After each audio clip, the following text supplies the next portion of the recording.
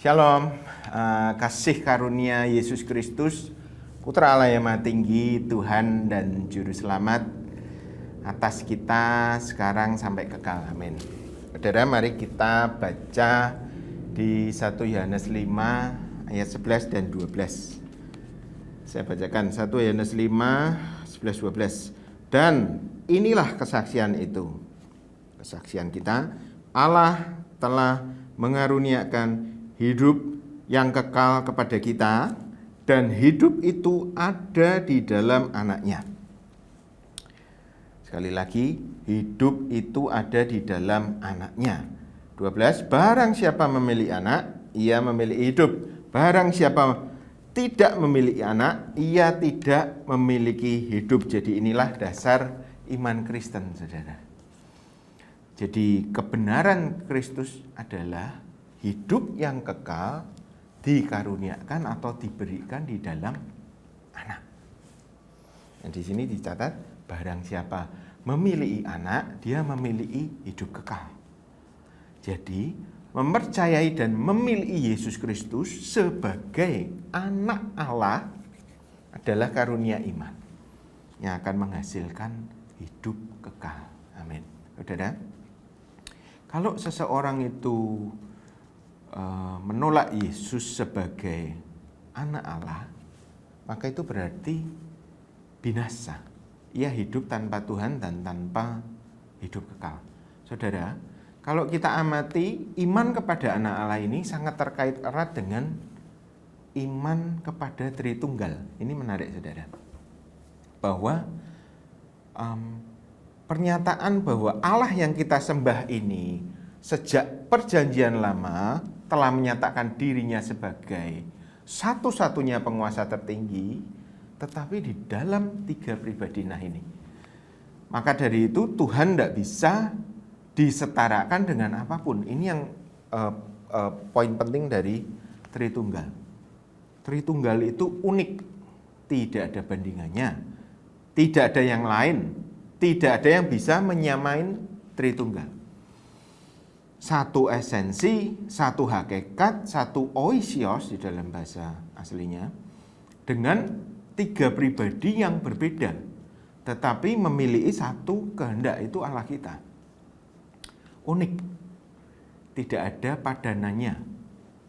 Satu-satunya Allah yang ada di alam semesta ini adalah Allah Tritunggal. Itulah keekatan atau kesatuan Tuhan, keesaan Tuhan. Jadi memang Allah Tritunggal kita itu betul-betul tunggal, tanpa ada bandingannya. Nah, kalau hakikat dan pribadi Allah bisa dipadankan atau disamakan dengan sesuatu, maka sudah pasti itu bukan Allah. Amin. Nah, kembali kepada anak Allah. Kalau ada Allah Tritunggal, berarti kita bisa dengan mudah menerima tentang siapa itu anak Allah. Kalau kita memahami Tritunggal, kita tidak akan kesulitan. Kalau kita mengimani Tritunggal, kita tidak akan mengalami hambatan tentang siapa itu anak Allah. Nah, ini menarik karena ada satu pertanyaan yang ditujukan pada orang-orang Kristen seperti ini. Kalau orang Yahudi itu menolak anak Allah, nah maka orang Kristen itu dapat dari mana doktrin, ajaran, atau istilah tentang anak Allah itu? Nah, saudara, kehadiran Tuhan Yesus di dunia ini itu adalah penggenapan dari seluruh janji yang ada di dalam perjanjian lama. Maka itu berarti istilah anak Allah dan kejamaan pribadi Tuhan akan muncul di dalam perjanjian lama atau kitab tanah. Ini kita ulangi lagi ya, tanah, Taurat, kitab Musa, 5 kitab Musa, Pentatuk, Nebim itu nabi-nabi, tambah im, jamak jadi kitab nabi-nabi. Nebi itu nabi. Ketubim, ketub itu kitab, ketub kitab, tambah im, jamak jadi kitab-kitab, yaitu kitab-kitab sejarah itu perjanjian lama. Nah, pertama tentang kejamaan pribadi Tuhan itu sudah dicatat di dalam Alkitab kita sejak dari penciptaan. Kejadian 1 ayat 26. Tuhan berfirman, ini penciptaan tentang manusia. Baiklah kita menciptakan manusia menurut rupa dan gambar kita. Nah, dicatat di sana dengan kata kerja jamak, kita jadikan. Na'asyah. Jadi Elohim yang menciptakan Adam itu ngobrol, diskusi, berkeputusan, hasilnya sama. Dan itu bukan dengan malaikat, saudara. Saudara bisa baca di Yesaya 40, 13-14, bahwa Tuhan tidak butuh pendapat siapapun atau nasihat siapapun atau pertimbangan dari siapapun, bahkan malaikat. Jadi kalau bilang Kejadian 1:26 itu Tuhan sedang berdialog, berdiskusi dengan malaikatnya, itu bidat. Nah, Kejadian 1 ayat 26 ini adalah sidang Elohim Tritunggal Maha Kudus. Dan ini bukan sidang Elohim malaikat di Mazmur 82. Artinya Tuhan bersidang dengan malaikatnya, itu bukan. Tapi ini adalah sidang Elohim Tritunggal Maha Kudus. Itu di Kejadian 1:26. Nah, siapakah Elohim yang menciptakan Adam itu? Itu ada di dalam Kejadian 1 ayat 1-3. Kita ulang lagi karena ini ayat hafalan kita. Bereshit bara Elohim et ashomayim ve et haeret. Pada mulanya Allah menciptakan langit dan bumi. Ve haeret hayitah tohu vavohu. Bumi belum ada bentuknya, tohu vavohu kacau balau. Ve gosek alpenei tehom. Ve hoseh, dan kegelapan itu menutupi samudera raya. Lagi. Ve ruah Elohim merachefet alpenei hamayim. Roh Allah menaungi seluruh permukaan air. Nah, kemudian yang terakhir, ve yomer Elohim yehior vehior. Berfirmanlah Allah, jadilah terang. Terang itu jadi, itu Kejadian 1 ayat 1-3. Kisah penciptaan alam semesta dunia, ayat hafalan kita. Jadi di sana ada pernyataan Elohim Tritunggal. Ada Allah, Bereshit bara Elohim. Ada roh, kemudian ada firman, ruah Elohim, dafar Elohim. Nah sekarang, kenapa Yesus adalah anak Allah? Ini kita akan baca di Yohanes 1 ayat 14. Ini juga ayat hafalan kita, saudara. Yohanes 1:14. Firman itu telah menjadi manusia dan diam di antara kita. Dafar Elohim, firman Allah menjadi manusia, diam di antara kita. Dan kita telah melihat kemuliaannya, yaitu kemuliaan yang diberikan kepadanya sebagai anak tunggal Bapa, penuh kasih karunia dan kebenaran. Kali lagi, firman itu telah menjadi manusia, diam di antara kita 2000 tahun yang lalu. Dan kita sudah melihat kemuliaan Yesus, yaitu kemuliaan yang diberikan kepadanya sebagai anak tunggal Bapa, anak tunggal Allah, penuh kasih karunia dan kebenaran. Amin. Nah saudara, dafar Elohim atau firman Allah di Kejadian 1, di kisah penciptaan itu ayat 3, adalah Yesus, ya, Yohanes 1 ayat 1. Yang pada waktu itu bersama-sama dengan Bapa dan Roh Kudus, Verua Elohim, dan menciptakan Adam. Jadi inilah sedang Elohim Tritunggal Maha Kudus. Dan pernyataan tentang anak Allah di dalam Perjanjian Lama itu sudah disampaikan oleh Nabi Yesaya. Jadi ini ada di dalam iman pengharapan Israel. Kita akan baca di Yesaya 9 ayat 5 dan 6.